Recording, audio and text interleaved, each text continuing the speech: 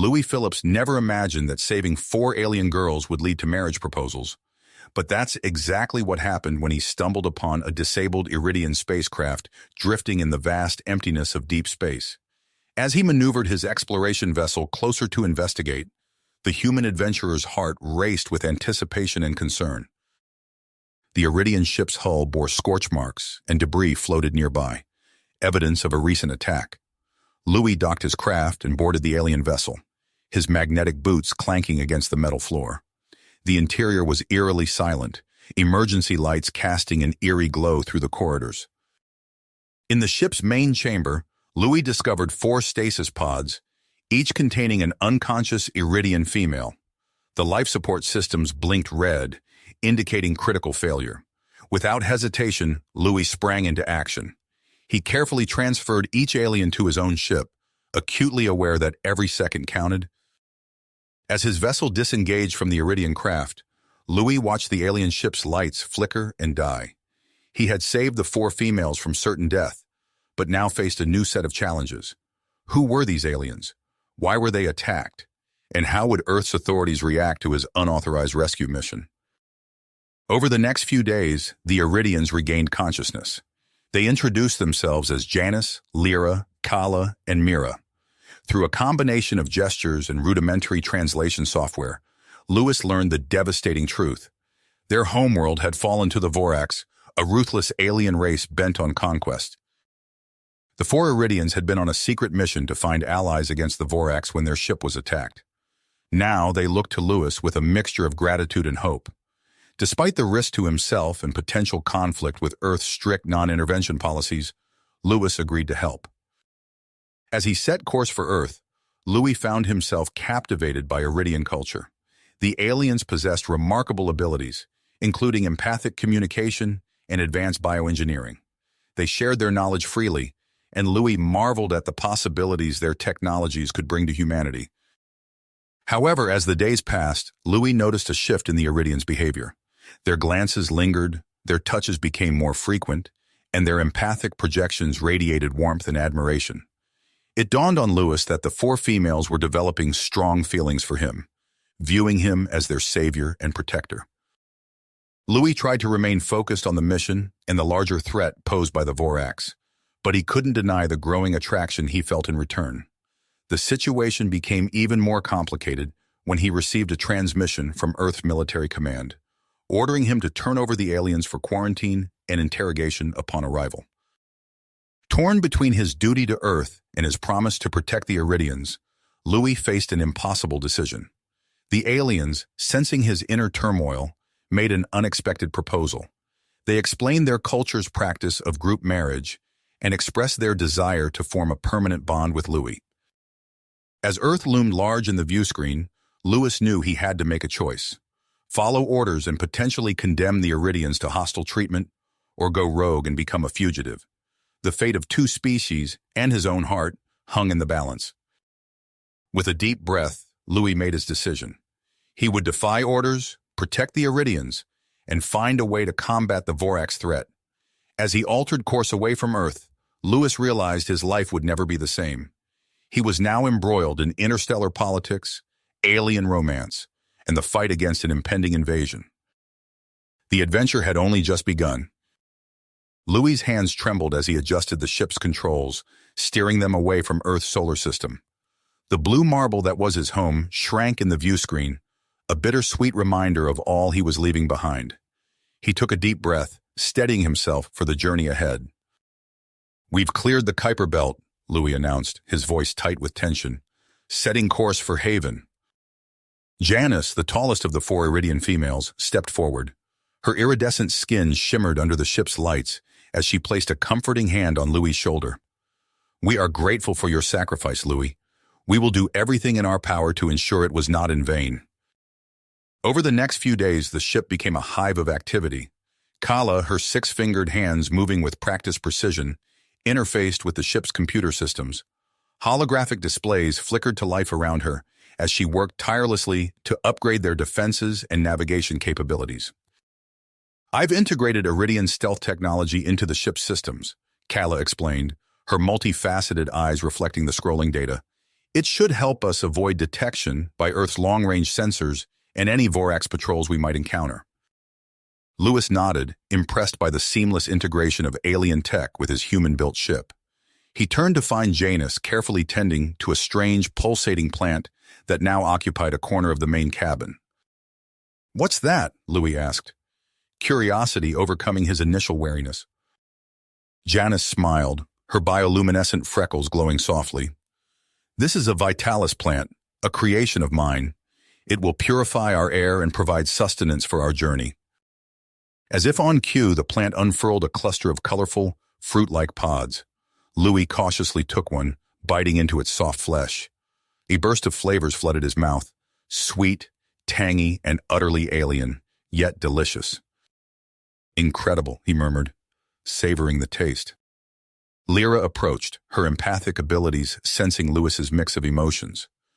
"You're worried about the challenges ahead," she stated, her voice melodic and soothing. Louis nodded, feeling a wave of calm wash over him. Lyra's doing, no doubt. "We're facing a technologically superior enemy, not to mention my own government's pursuit. The odds aren't exactly in our favor." Mira, who had been quietly observing star charts, joined the conversation. "Then we must use strategy to overcome those odds," she said, her tone resolute. "I've been analyzing potential routes to Haven, factoring in known Vorax patrol patterns and Earth's likely search vectors." As the group huddled around Mira's tactical display, Louis couldn't help but marvel at how quickly they had come together as a team.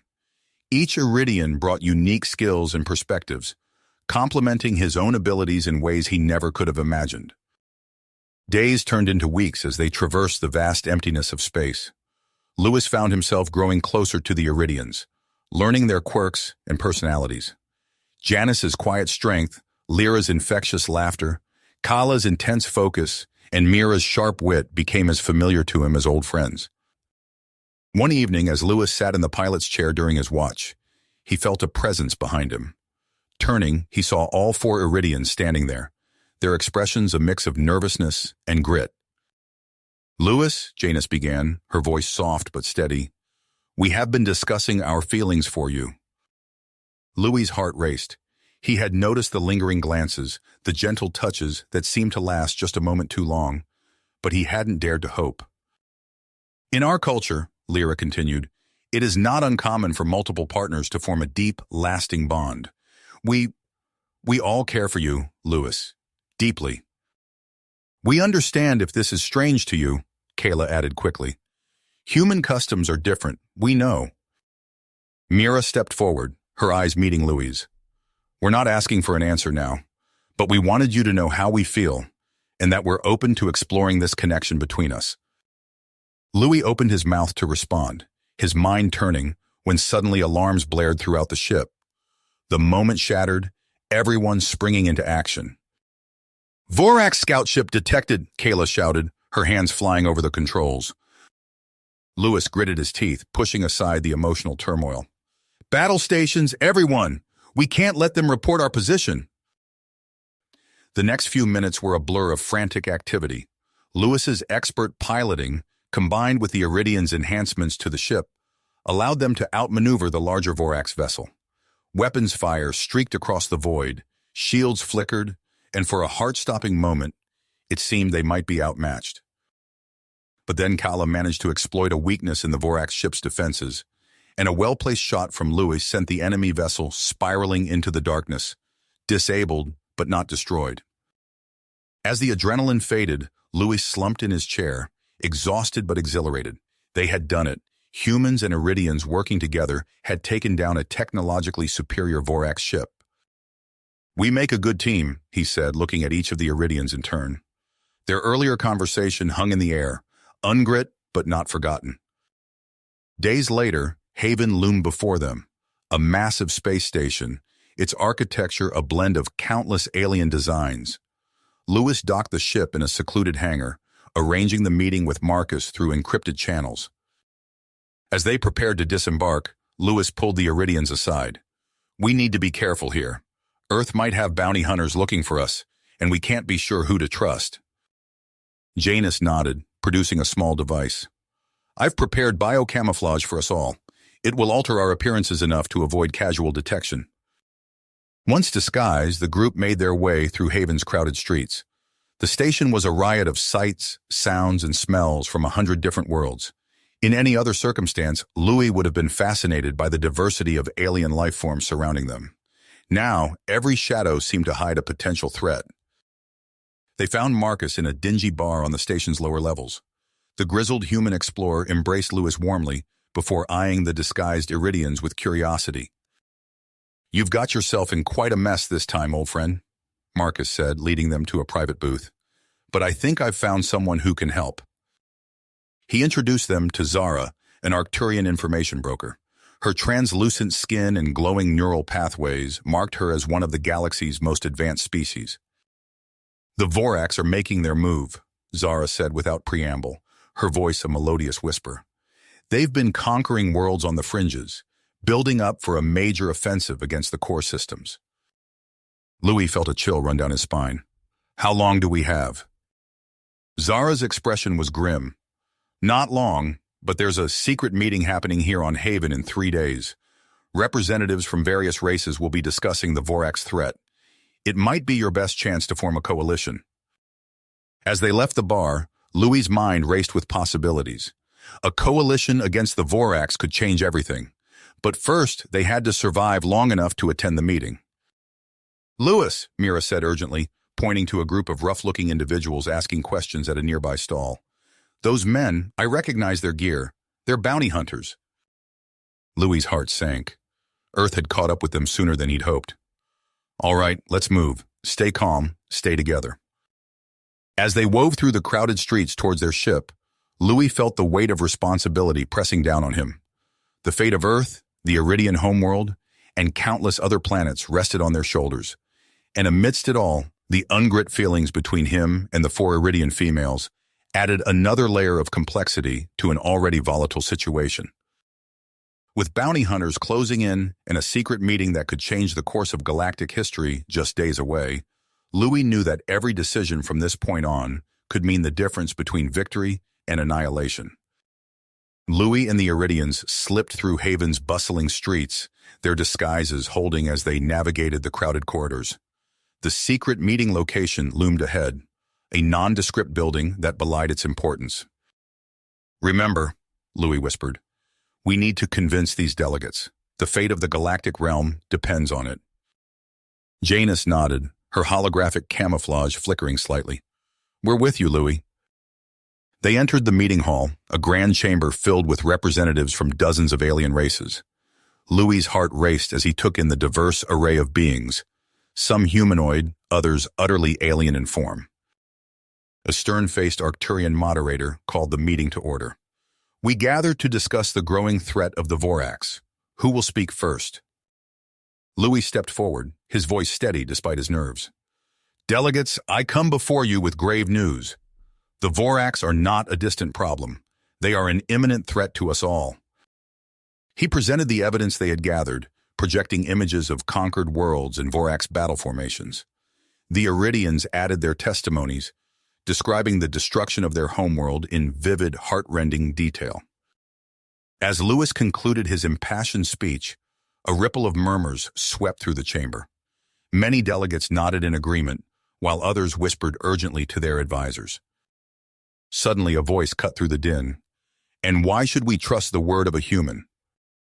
Louis turned to face the speaker, a tall, imposing figure with blue-tinted skin and 4 arms.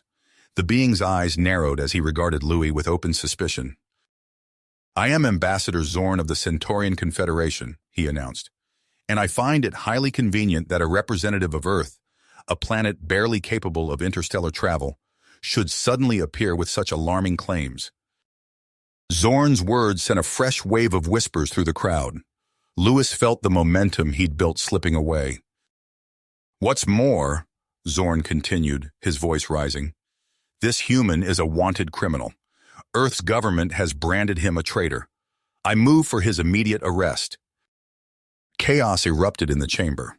Some delegates shouted their support for Zorn, while others rose to Louis's defense.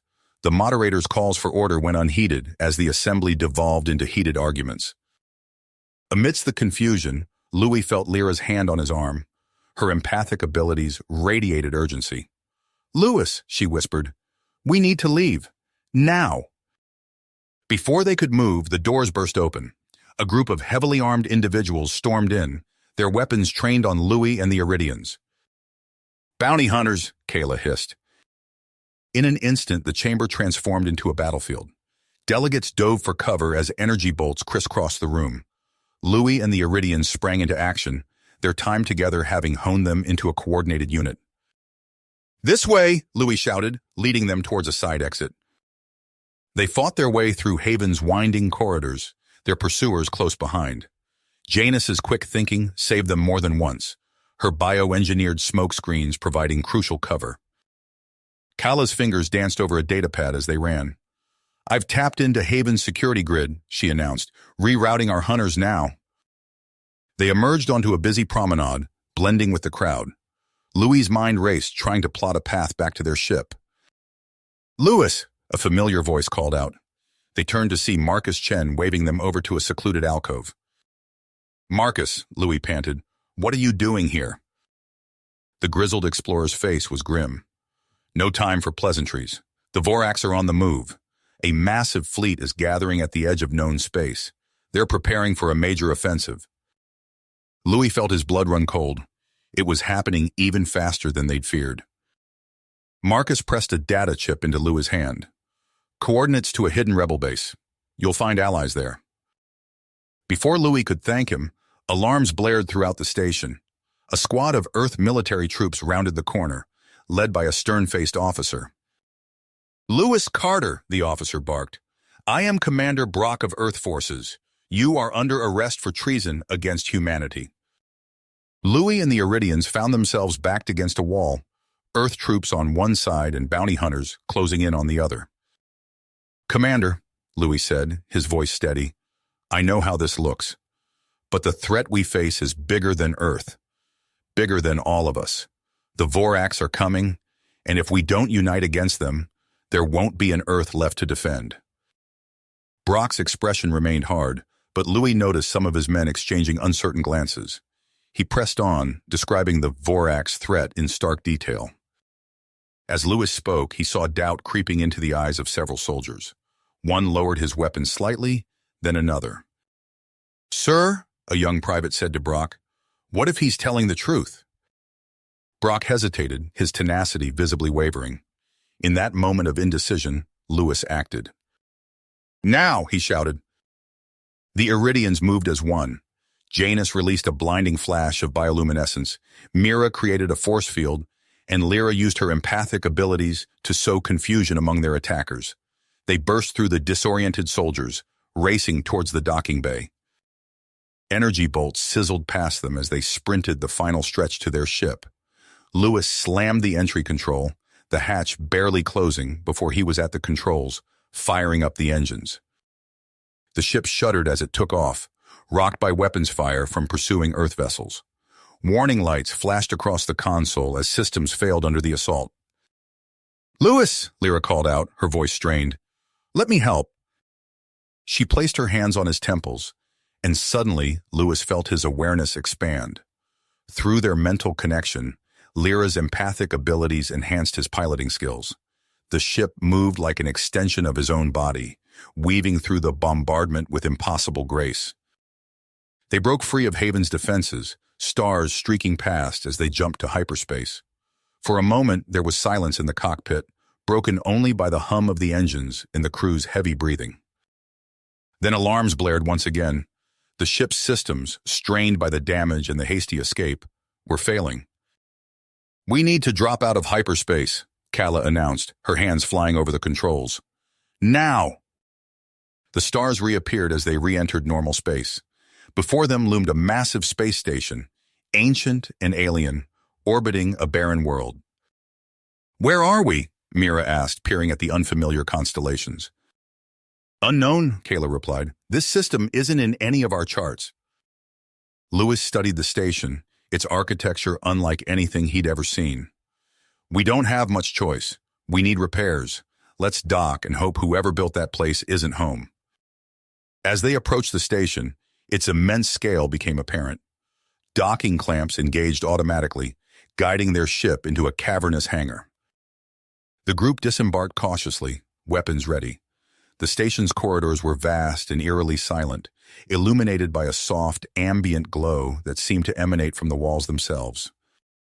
"This technology," Kala murmured, running her hand along a control panel.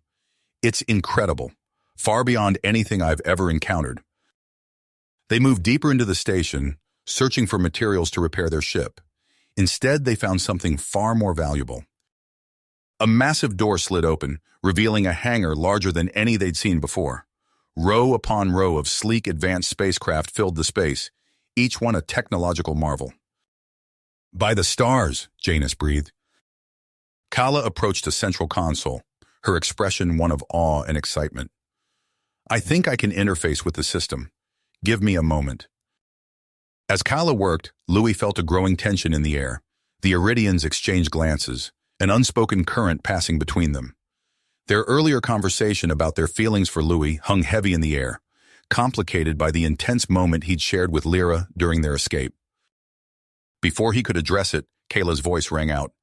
"Louis, everyone, you need to see this." They gathered around the console as a holographic display flickered to life. It showed star maps, ship schematics, and reams of data in an unfamiliar script. "This station," Kala said, her voice filled with wonder, "it was built by a race called the Precursors. They vanished thousands of years ago, but their technology was far beyond even what we see today." Louis leaned in, studying the displays. "What else does it say?" Kala's expression grew serious. The Precursors faced a threat like the Vorax in their time, a conquering race that nearly wiped them out, but they found a way to defeat them. The implications hit Louis like a physical blow. Here, in this ancient station, they might have stumbled upon the key to saving the galaxy. "We need to decipher this technology," Louis said, his mind racing with possibilities. "And we need to warn the Alliance about the coming Vorax invasion." As the group set to work, the tensions between them simmered beneath the surface.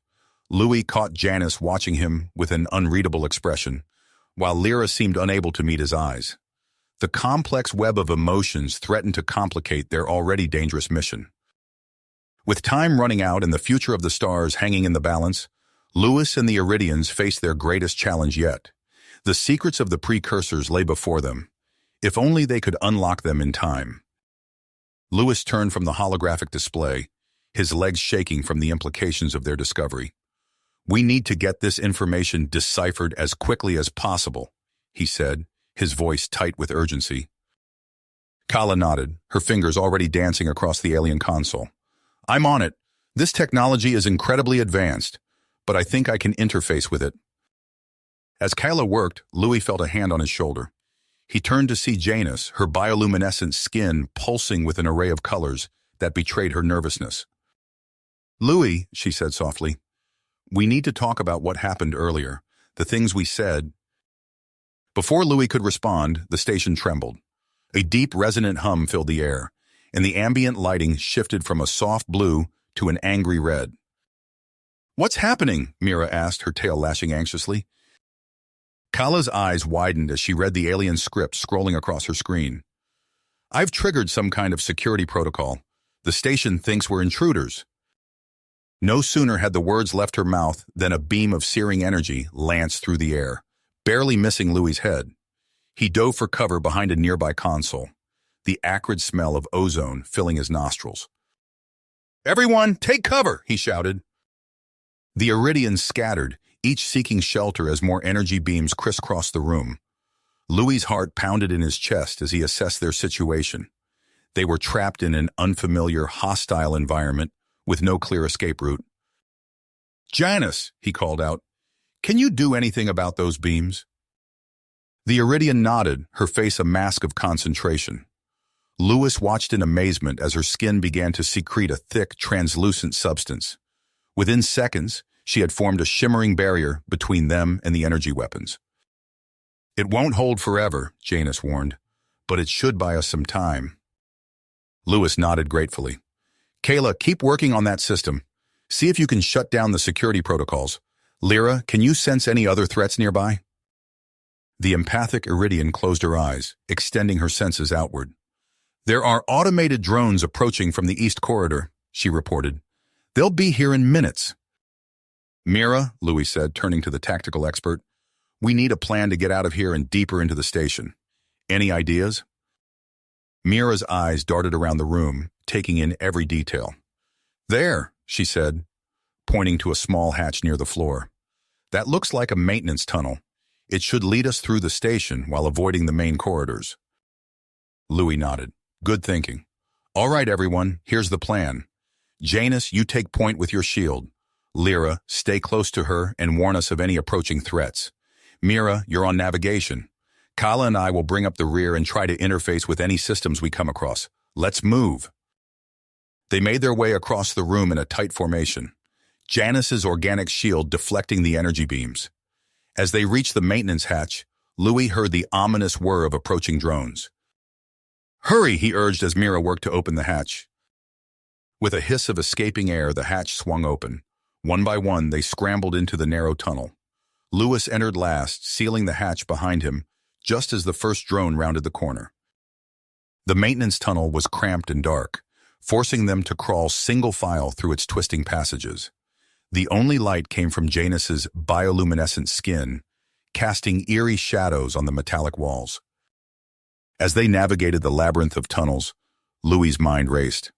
The holographic message from the precursor had mentioned a weapon capable of disabling enemy technology without loss of life. If they could find and unlock that technology, it could change the course of the coming war with the Vorax. After what felt like hours of crawling, they emerged into a vast, dimly lit chamber. Louis's jaw dropped as he took in the sight before him. Row upon row of sleek metallic forms stood silent and motionless, an army of inactive combat drones. "By the stars," Kayla breathed, her eyes wide with wonder. "There must be thousands of them." Louis approached one of the drones, running his hand along its smooth surface. The potential power at their fingertips was staggering and terrifying. With this drone army, they could mount a formidable defense against the Vorax. But at what cost? The thought of unleashing these weapons of war, even in defense of the galaxy, filled Louis with unease. Before he could voice his concerns, a piercing alarm cut through the air. A holographic display flickered to life in the center of the room, showing a star map. A single point of light pulsed an angry red. "It's a distress signal," Kayla said, quickly interpreting the alien data. "A nearby star system is under attack. It's the Vorax. They've begun their invasion." The weight of the situation settled heavily on Louis's shoulders. They had a choice to make: continue their work on the precursor station, potentially unlocking the key to defeating the Vorax, or abandon their progress to save the alien world under attack. "We can't just leave them to die," Lyra said, her empathic abilities clearly affected by the distant suffering. "But if we leave now, we might lose our only chance to stop the Vorax for good," Mira countered, ever the strategist. Louis closed his eyes, the pressure of the decision threatening to overwhelm him. When he opened them again, his commitment was clear. "We split up," he said firmly. "Kayla and I will stay here to complete our work on the station. Janus, Lyra, Mira, take our ship and go help that planet. Do whatever you can to slow down the Vorax and evacuate as many people as possible." The Iridian females exchanged glances, a mix of emotions playing across their alien features. "Are you sure about this, Louis?" Janus asked, concern evident in her voice. Louis nodded, trying to project a confidence he didn't entirely feel. "It's our best chance. We need that precursor technology, but we can't abandon innocent lives either. This way, we can do both." As the Iridians prepared to leave, Louis felt the weight of unspoken words between them. The complex emotions that had been brewing since their earlier conversation hung in the air, made all the more poignant by their impending separation. Lyra approached Louis, her large, expressive eyes filled with worry. "Be careful," she said softly, placing a hand on his chest. Through her touch, Louis felt a wave of concern, affection, and something deeper that he couldn't quite name. With final nods of farewell, Janus, Lyra, and Mira departed, leaving Louis and Kala alone in the cavernous drone chamber. As the sound of their footsteps faded, Louis turned to Kala, his expression grim but determined. Let's get to work, he said. We've got a galaxy to save. Kala nodded, her fingers already flying over a nearby console. As they delved deeper into the precursor database, Lewis couldn't shake the feeling that their greatest challenges and most difficult decisions still lay ahead. As Lewis and Kala delved deeper into the precursor database, a high-pitched whine filled the air. Warning lights flashed across the console, bathing the chamber in an eerie red glow. "What's happening?" Lewis asked, his fingers hovering over the alien controls. Kala's eyes darted across the holographic display. Multiple ships entering the system. Earth signatures. Louis's heart raced. "Commander Brock, he must have tracked us here." They exchanged a look of panic before Kala's face lit up with an idea.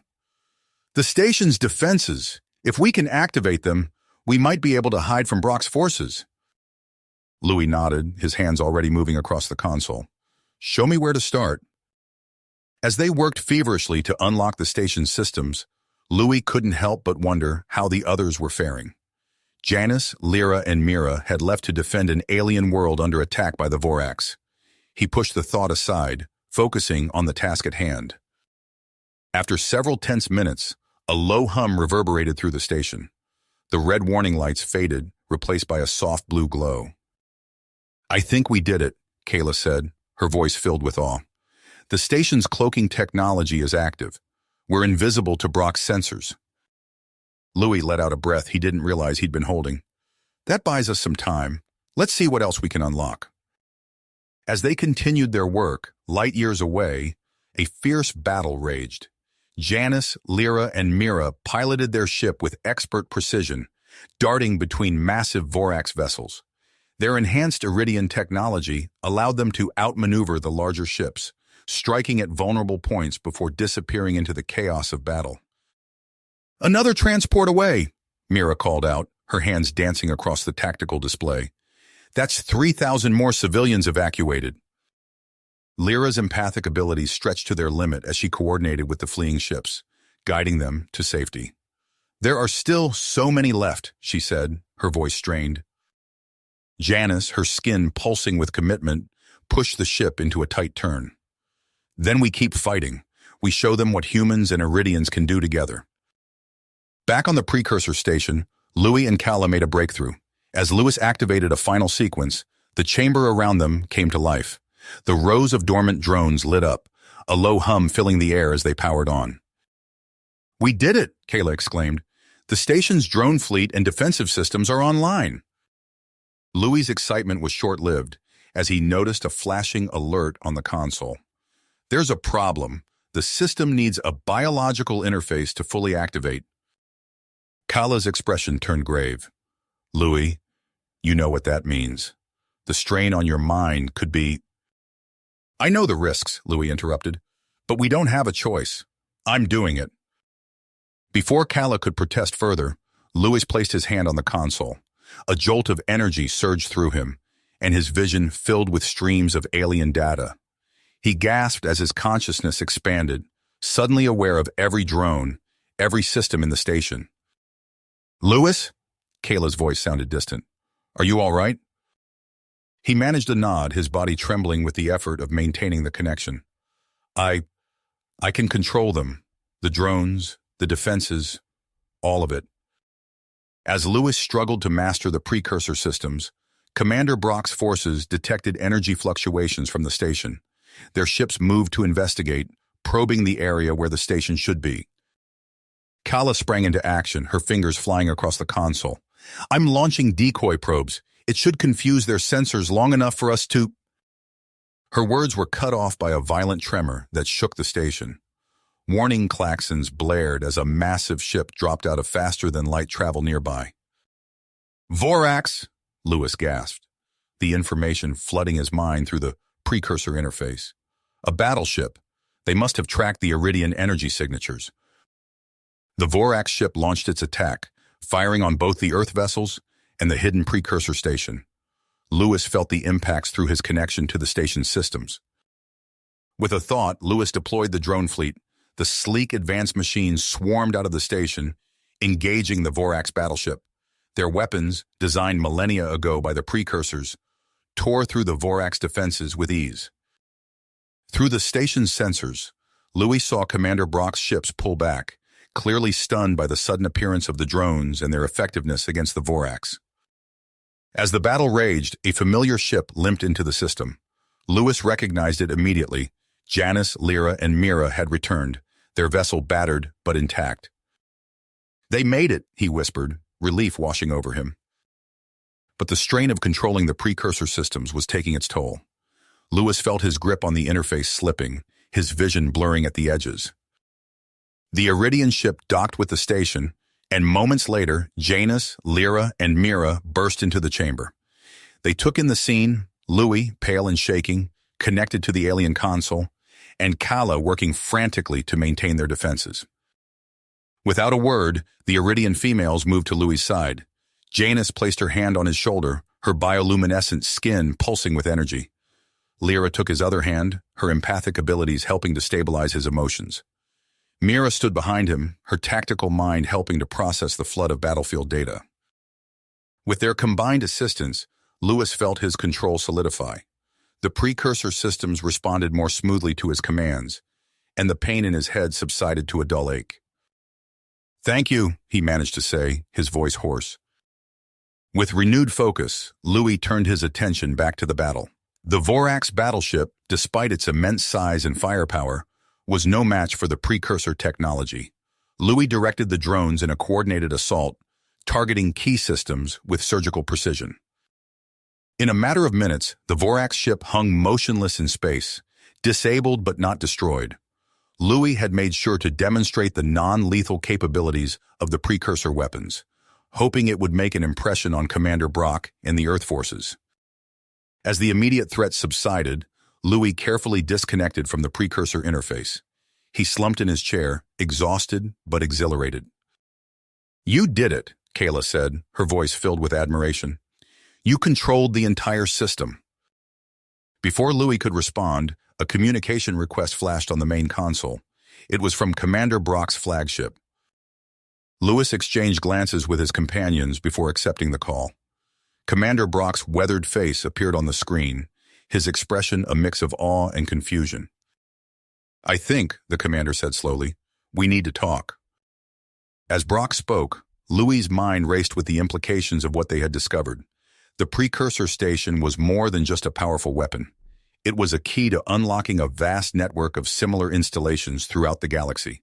A network that could be their best hope against the coming Vorax invasion.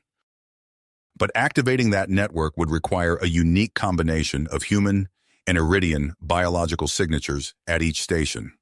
Louis looked at the 4 Iridian females beside him, feeling the weight of the challenge ahead. Their eyes met, unspoken understanding passing between them. The romantic tension that had been building since their earlier conversations now seemed to deepen, charged by the intensity of their shared experiences and the monumental task before them.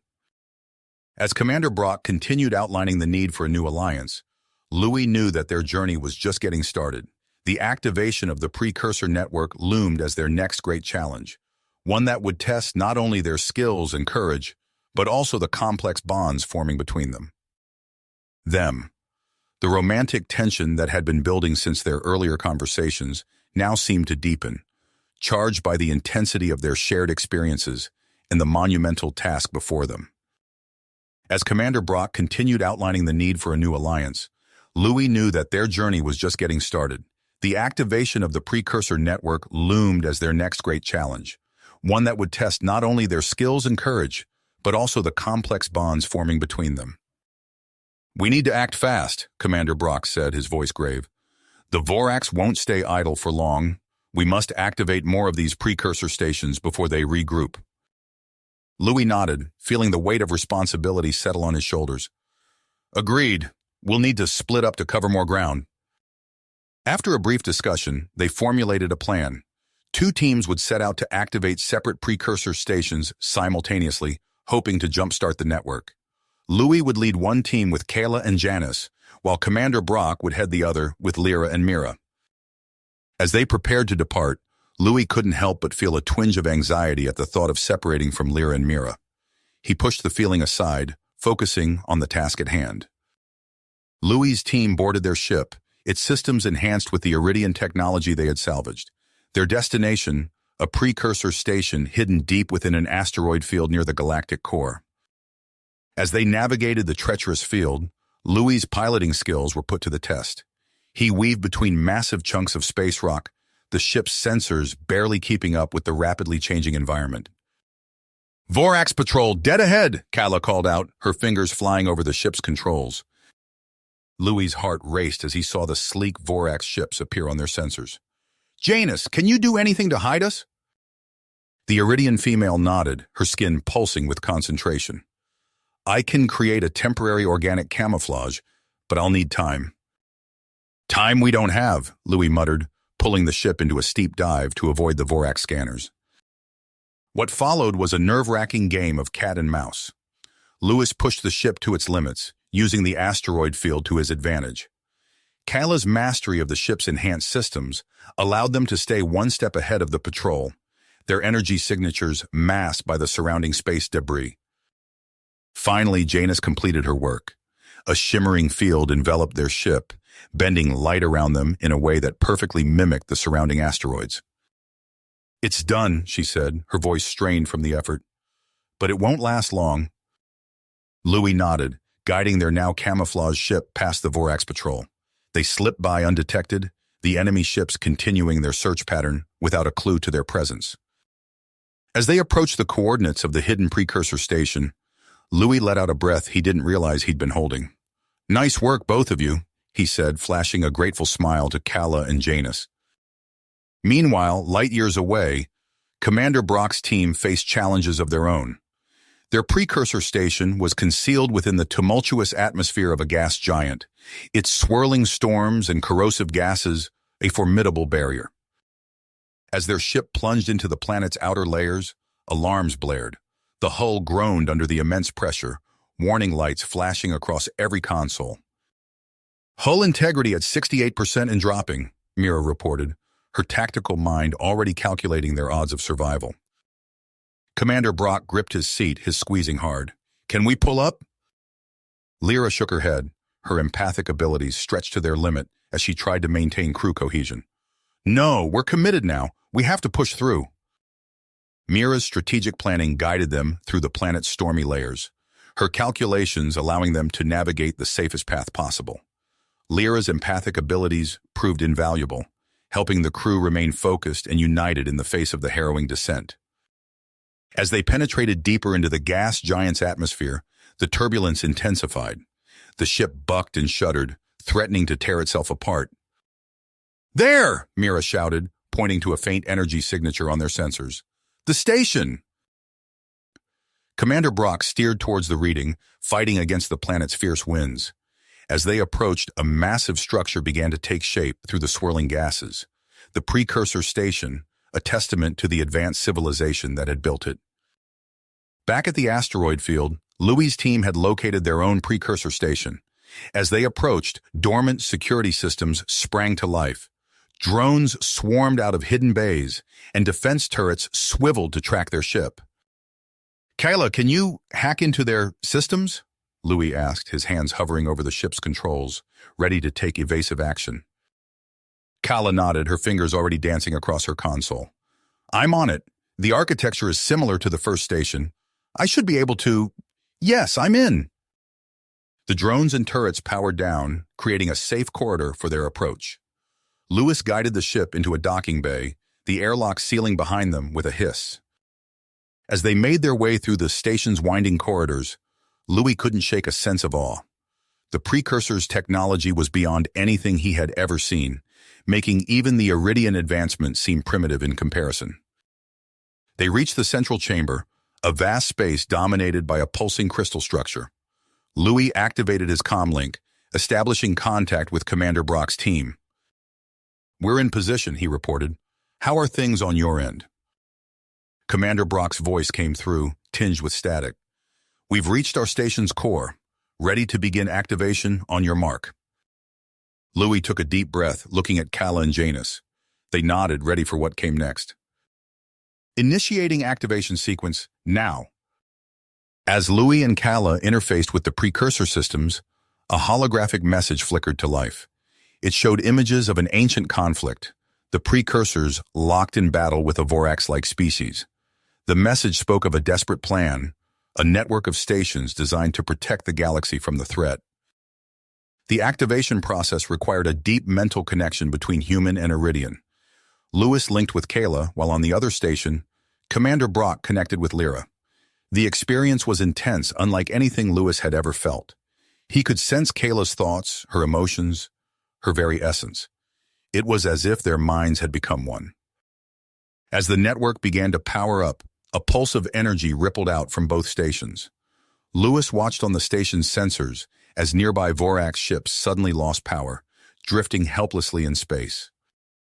The pulse spread further, awakening other dormant precursor outposts across the galaxy. A vast defensive grid began to form, creating barriers that halted the Vorax invasion fleet's advance. But their victory was short-lived. As the network activated, it drew the attention of a massive Vorax armada. Lewis watched in horror as the enemy fleet changed course, converging on their position. "We need to regroup," Commander Brock's voice came through the comm. "Meet back at the original station. We'll make our stand there." As Lewis and his team raced back to their ship, he knew they were in a desperate race against time. They had to fully activate and understand the precursor network before the Vorax overwhelmed them. A message came through from Earth, Admiral Chen leading a fleet to their aid. But would they arrive in time? As they set course for the original precursor station, Louis looked at Kala and Janus, then thought of Lyra and Mira. He realized that the unique bond between him and the 4 Iridian females might be the key to unlocking the full potential of the precursor technology and humanity's only hope for survival. The Vorax armada loomed closer, a dark cloud threatening to engulf the galaxy. Louis steeled himself for the battle ahead, knowing that the fate of 2 species and countless others rested on their shoulders. The Vorax armada loomed closer, a dark cloud threatening to engulf the galaxy. Louis steeled himself for the battle ahead, knowing that the fate of 2 species and countless others rested on their shoulders. Suddenly, the ship's communication system crackled to life. A familiar voice filled the cockpit, tinged with urgency and perseverance. "This is Admiral Chen to all Allied forces.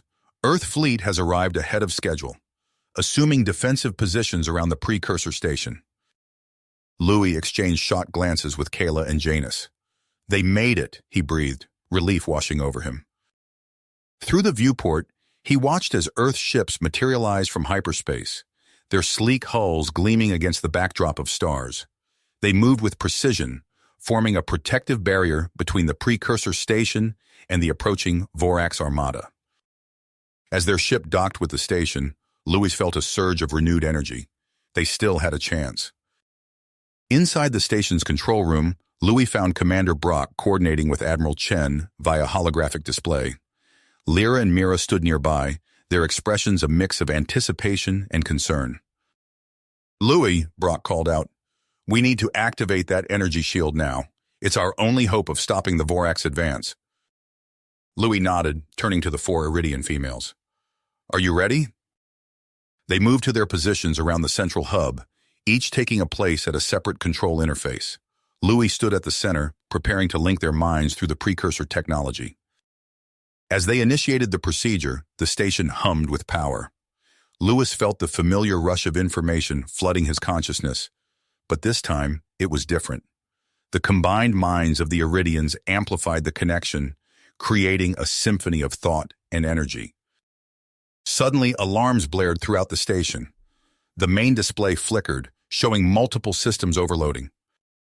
"Power fluctuations detected," Kala reported, her fingers dancing across her console. "The station can't handle the energy output." Louis gritted his teeth, pushing through the growing pain in his head. "We need to stabilize the network. Janus, can you—" Before he could finish, Janus was already moving. Her skin pulsed with bioluminescent patterns as she interfaced directly with the station's organic components. "Creating a bioorganic buffer," she announced, her voice strained. "It should help manage the energy flow." Outside, the battle had begun in earnest. The Vorax armada launched its first wave of attacks, a relentless barrage of energy weapons and missiles. Admiral Chen's fleet responded with equal ferocity, Earth's most advanced warships unleashing their full arsenal. Commander Brock's voice cut through the chaos of the control room. Station weapons online, targeting Vorax capital ships. The precursor station shuddered as its ancient weapon systems roared to life, adding to the Earth fleet's firepower.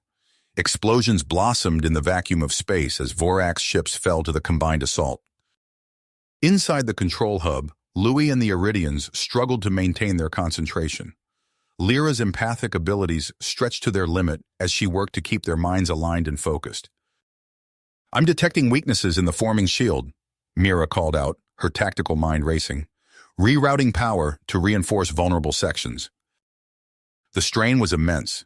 Louis felt as if his skull would split open from the pressure of the precursor data flooding his mind. But through it all, he sensed the unwavering presence of the 4 Iridian females. Their minds intertwined with his in ways he had never experienced before. A violent tremor rocked the station, nearly throwing them off their feet. Commander Brock's voice rang out over the comms, tight with tension. Vorax boarding pods have breached our outer defenses. They're inside the station. Louis's heart raced. They were so close to activating the shield, but if the Vorax reached them... Go, he told Brock. Defend the station. We'll finish this. As Brock led a team to repel the invaders, Louis made a decision. He knew it was dangerous, possibly suicidal, but they were out of options. I'm going to deepen the connection, he announced. Access the locked protocols. Louis, no, Kayla protested. The human mind isn't designed to handle that level of input. It could kill you. He met her gaze, seeing the fear in her eyes. We don't have a choice. Trust me. Before anyone could stop him, Louis plunged deeper into the precursor systems. The world around him faded away, replaced by streams of data and long-dormant commands. His consciousness expanded, touching parts of the station that had lain silent for millennia. There, hidden beneath layers of security protocols, he found what he was looking for. With a thought, he activated the precursor defense drones. In the docking bays throughout the station, thousands of sleek biomechanical drones powered up. They swarmed out into space, engaging the Vorax ships with terrifying efficiency. Admiral Chen's voice came through the comms, thick with awe. My God! What are those things? The drones turned the tide of the battle, their advanced weaponry tearing through the Vorax fleet. Seizing the opportunity, Chen ordered a counteroffensive, pushing the enemy back. Inside the station, the sounds of battle grew closer. Brock and his team fought valiantly, but the Vorax pressed on, their alien forms swarming through the corridors. Louis was only vaguely aware of this. His mind swam in an ocean of precursor data, threatening to drown him. But he held on, using every ounce of his will to direct the power where it was needed. The Iridians felt his struggle. Acting as one, they poured their strength into him, creating a lifeline for his overloaded mind. With a final, monumental effort, they stabilized the energy shield. It expanded rapidly, a shimmering barrier that spread across the galaxy, halting the Vorax invasion in its tracks. As the shield solidified, Louis felt his grip on consciousness slipping. He tried to pull back from the precursor systems, but he was in too deep. Darkness crept in at the edges of his vision. The last thing he heard was Kayla's voice, distant yet crystal clear. Hold on, Louis, we've got you. Then everything went black. Louis drifted in a void, formless and timeless. Gradually, he became aware of presences around him, familiar, comforting, the Iridians. Their minds cradled his, easing him back to consciousness. His eyes fluttered open. He was lying on the floor of the control room, the 4 Iridian females kneeling around him. Their faces showed equal parts, relief and concern. Welcome back, Lyra said softly, her empathic abilities sensing his disorientation. Louis tried to sit up, but his body felt like lead. The shield, he croaked. Did it work? Kala nodded, a smile breaking through her worry. It worked. The Vorax fleet has been pushed back. As Louis's strength returned, he became aware of a change. The connection he shared with the Iridians had deepened, transcending the physical. He could sense their thoughts, their emotions, in a way that both exhilarated and terrified him. Before he could process this new development, Admiral Chen strode into the room, his uniform bearing the marks of recent combat. "Glad to see you're awake," Chen said, his stern features softening slightly. "We've won a significant victory today, thanks to your efforts, but I'm afraid the war is far from finished." Lewis struggled to his feet, supported by Janus and Mira. "What do you mean?" Chen's expression turned grave.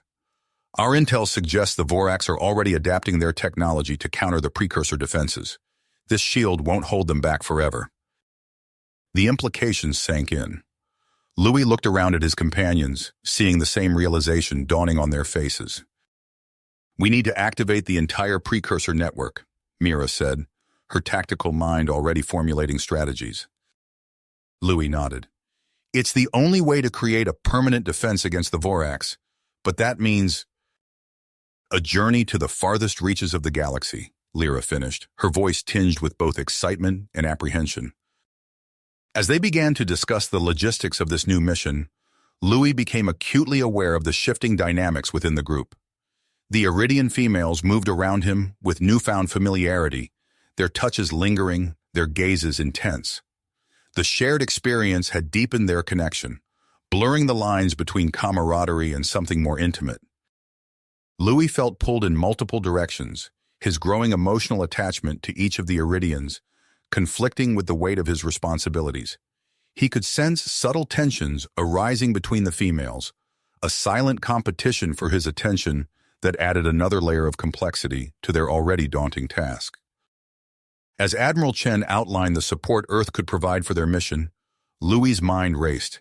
They had survived this battle, but the true test still lay ahead. Somewhere out in the vast expanse of the galaxy, ancient precursor stations waited to be awakened. And right behind them, the Vorax were regrouping, adapting, preparing for their next assault. The fate of Earth, the Iridian homeworld, and countless other civilizations now rested on the success of their mission. Louis looked at his 4 Iridian companions, feeling the strength of their bond and the weight of their shared destiny. Whatever challenges lay ahead, they would face them together. Louis took a deep breath, steadying himself as he surveyed the control room. The immediate threat had passed, but a new challenge loomed on the horizon. He turned to Admiral Chen, his voice firm with commitment. "We need to activate the entire precursor network. It's our only chance at creating a permanent defense against the Vorax." Chen nodded, his expression grave. "Agreed. We'll provide whatever support we can, but you'll need to split into teams to cover more ground efficiently." As they discussed the logistics, Louis found himself hyper-aware of the Iridian females' presence. Their thoughts and emotions brushed against his consciousness, a constant reminder of their deepened connection. Within hours, 2 ships were prepared for their galaxy-spanning mission. Louis would lead one team with Janus and Kala, while Mira and Lyra would join Commander Brock on the other vessel.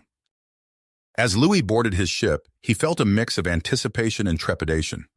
Janus and Kala followed close behind, their movements synchronized in a way that spoke of their shared experience. "Course set for the galactic rim," Kayla announced, her fingers dancing across the navigation console. "Long-range scans have detected a cluster of dormant precursor stations in that sector." Louis nodded, settling into the captain's chair. "Let's hope they're still intact. Janus, how are our systems looking?" The Iridian engineer's skin pulsed with bioluminescent patterns as she interfaced with the ship's computers. "All green. I've integrated some of the precursor tech we salvaged. Should give us an edge out there." As their ship broke away from the station, Louis watched Earth's fleet continue its defensive operations. The Vorax had been pushed back, but for how long? Days passed as they journeyed towards the galactic rim. Louis spent the time studying the precursor data they'd gathered, searching for clues that might aid their mission. Janus and Kala were constant presences, their support unwavering. On the 5th day of their journey, alarms blared through the ship. Louis rushed to the bridge, finding Kayla already at her station.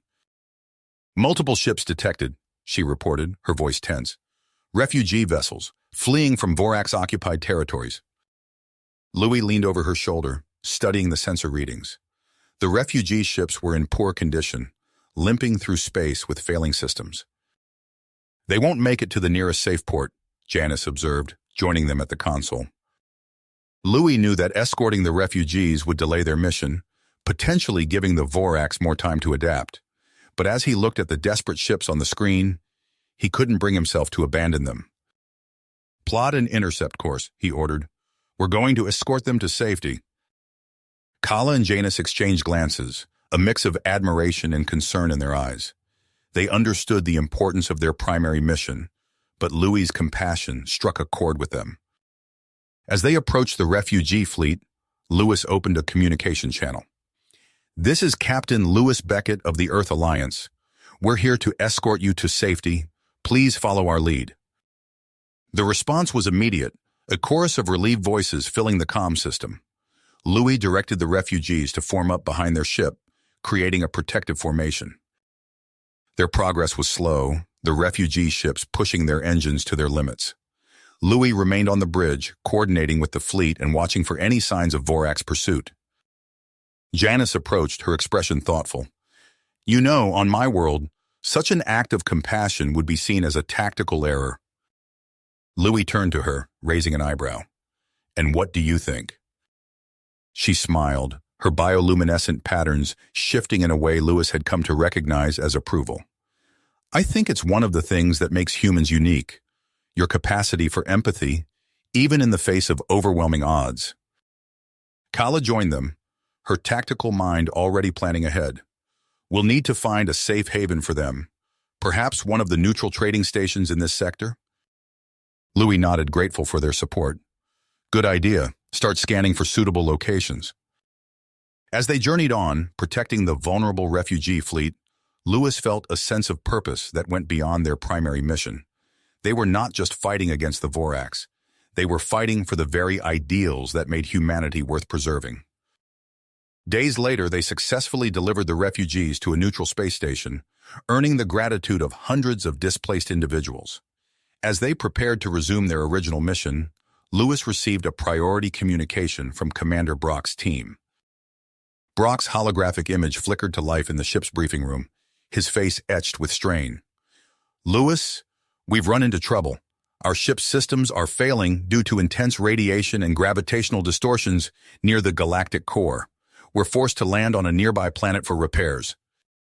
Louis leaned forward, concern evident in his voice. "What's your status? Do you need assistance?" Brock shook his head. "Negative. We can handle the repairs, but it's going to take time. The planet's surface is hostile, extreme temperature fluctuations, and a toxic atmosphere. Mira's tactical planning and Lyra's empathic abilities are keeping us alive, but it's touch and go." "Understood," Louis replied. "Keep us updated on your progress. We'll continue with our mission, but if you need extraction, just say the word." As the hologram faded, Louis turned to Janus and Kayla. "We need to pick up the pace. The longer it takes us to activate these stations, the more time the Vorax have to adapt." They nodded in agreement, and soon their ship was back on course for the first precursor station in their assigned sector. As they approached, however, Kayla's console lit up with warning signals. "Vorax activity detected," she announced, her voice tight. "They're at the precursor station. It looks like they're trying to reverse engineer the technology." Louis's mind raced. They couldn't allow the Vorax to unlock the secrets of precursor tech, but a frontal assault would be suicide. "We need to infiltrate the station," he said, an idea forming.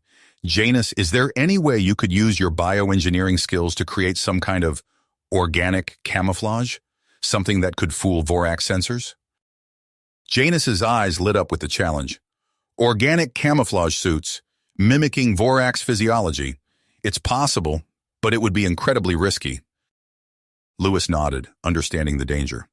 "It's a risk we have to take. Get to work on those suits.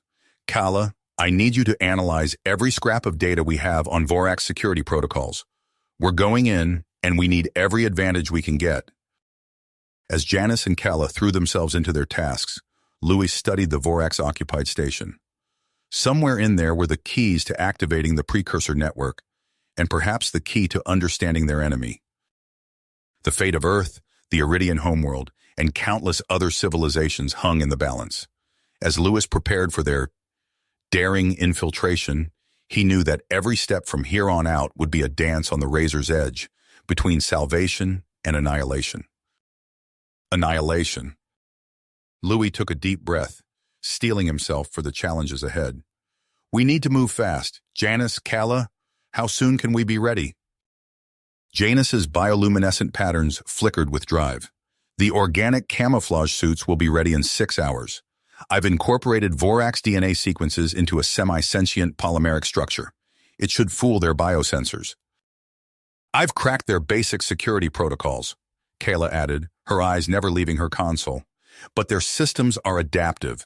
We'll need to move quickly once we're inside. As the ship hurtled through space towards the precursor station, Louis felt a familiar presence in his mind. It was Zar, the mysterious entity they had encountered earlier. Louis, Zar's thoughts resonated in his consciousness.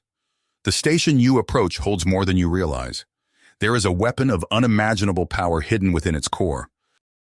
Louis's eyes widened. He shared a glance with Janice and Kala, who had also received the mental communication.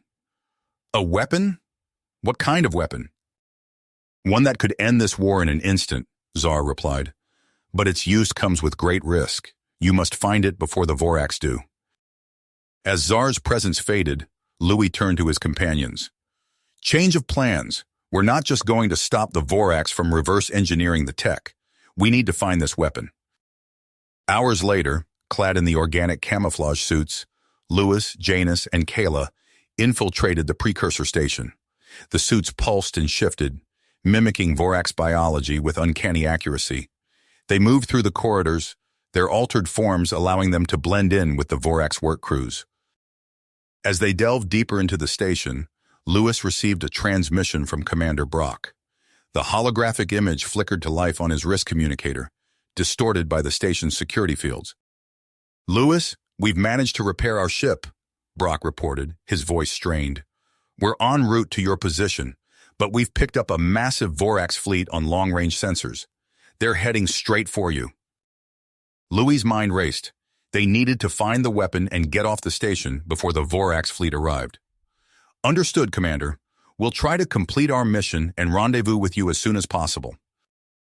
As they approached the station's core, alarms blared through the corridors.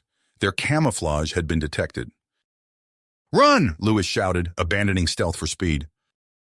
They sprinted through the twisting passageways, Vorax security forces hot on their heels. Janice interfaced with the station's systems, overriding security protocols to seal bulkheads behind them. They burst into the central chamber, a vast spherical room dominated by a pulsing energy core. Kala immediately began scanning the area, searching for the weapon Zar had mentioned. There, she exclaimed, pointing to a small, unassuming device nestled within the energy core. That's it. The energy readings are off the charts. As Louis reached for the device, a booming voice filled the chamber. Stop! They turned to see a towering Vorax figure enter the room, flanked by heavily armed guards. It was Supreme Commander Zorn, leader of the Vorax forces. You have no idea what power you're dealing with, Zorn growled, his multiple eyes fixed on the device. That weapon is the key to our survival, to our destiny as a species. Louis stood his ground, positioning himself between Zorn and the device. This doesn't have to end in more bloodshed. We can find a peaceful solution. Zorn laughed, a harsh grating sound. Peace?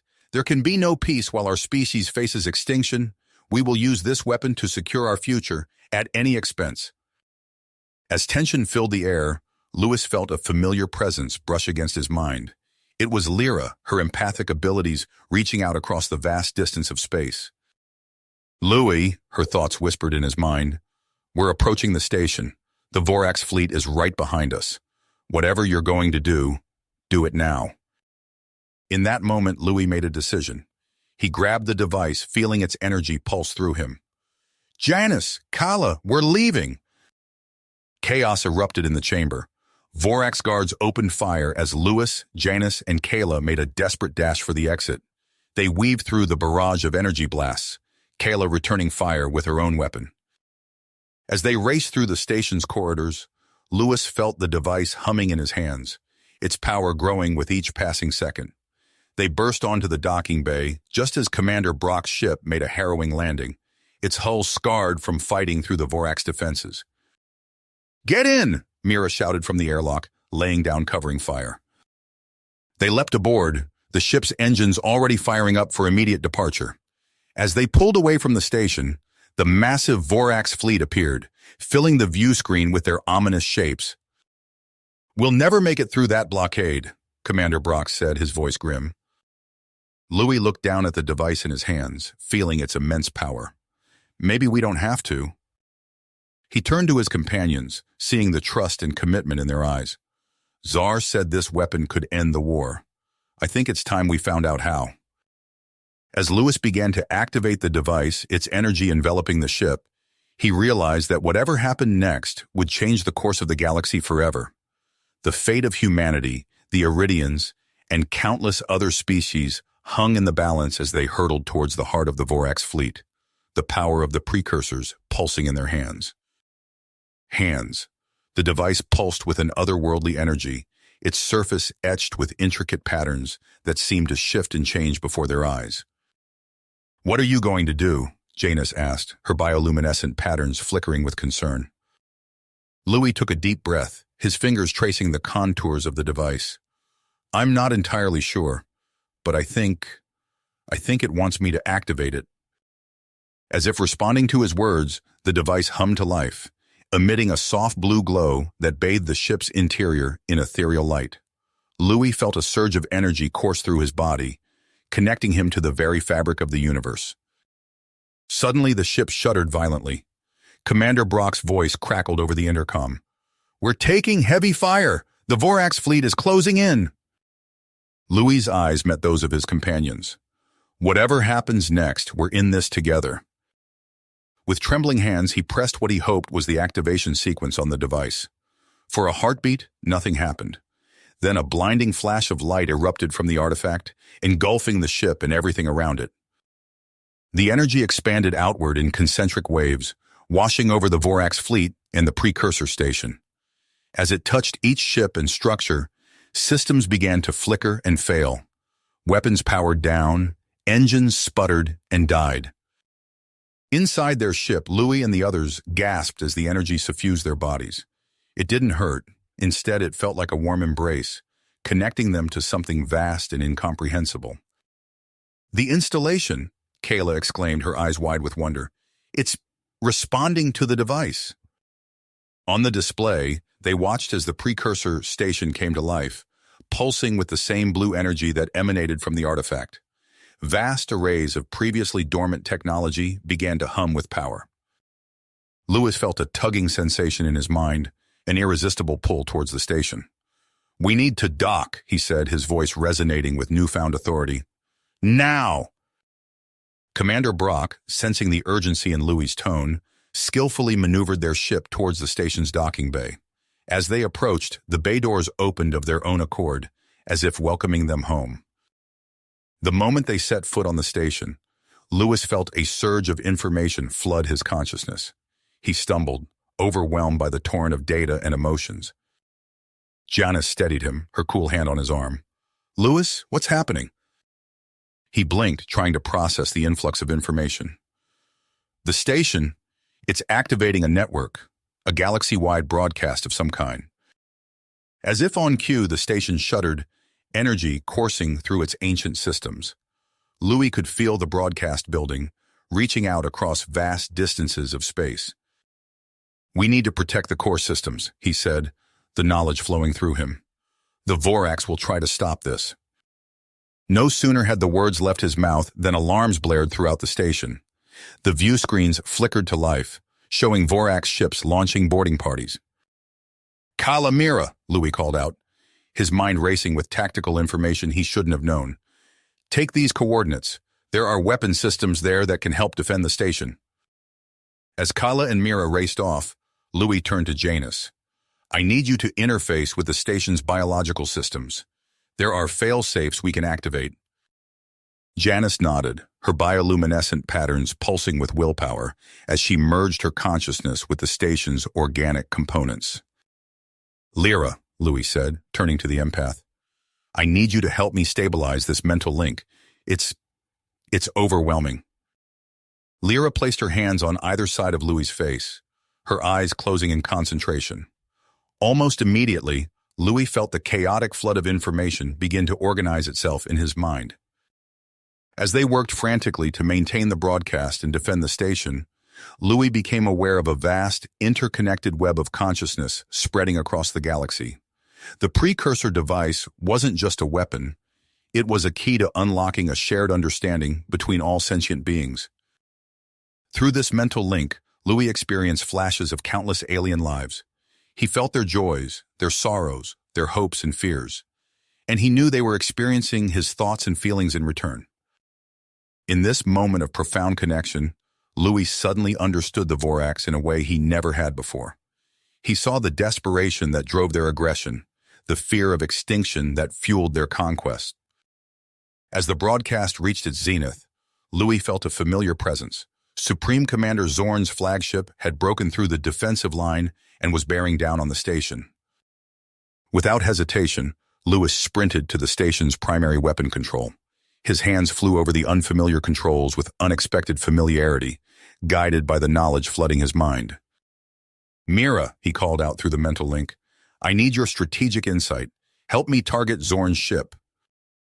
Through their shared consciousness, Mira's tactical brilliance merged with Louis's newfound understanding of the station's weapons. Together, they fired a precision blast that disabled Zorn's main engines and weapon systems without destroying the ship. As the crippled flagship drifted into the station's docking bay, Louis and his team raced to confront Zorn. They arrived just as the Vorax commander and his officers were emerging from their ship, weapons raised. But something had changed. The hostile expressions on the Vorax faces had given way to confusion and wonder. They too had experienced the broadcast, had felt the connection to billions of other minds across the galaxy. Louis stepped forward, his hands raised in a gesture of peace. "Supreme Commander Zorn," he said, his voice calm and assured, "I think it's time we talked." Zorn's multiple eyes blinked in rapid succession. When he spoke, his voice was filled with a mixture of awe and regret. We had no idea. All this time, we thought we were fighting for our survival. But now I see, we were only ensuring our own destruction." In that moment, with the broadcast still resonating through their minds, Zorn made a decision that would change the course of galactic history. He turned to his officers and gave an order that echoed through every Vorax ship and colony. "Stand down," he said, his voice carrying the weight of revelation. "The war is over." As the Vorax weapons clattered to the floor, Louis felt a wave of relief wash over him. But he knew their work was far from finished. The broadcast had opened doors of understanding, but it would take time and effort to build lasting peace. He turned to his team, seeing the same mix of exhaustion and hope in their eyes that he felt himself. "Let's get to work," he said. "We have a galaxy to rebuild." As they moved deeper into the station, Louis's mind raced with the possibilities that lay ahead. The precursor technology, the newfound alliance with the Vorax, the connections forged across countless worlds, all of it held the promise of a brighter future. But first, they needed to understand what had happened, to stabilize the incredible power they had unleashed. Louis could feel the energy of the broadcast beginning to fade, but its effects lingered, a persistent awareness of the vast, interconnected web of galactic life.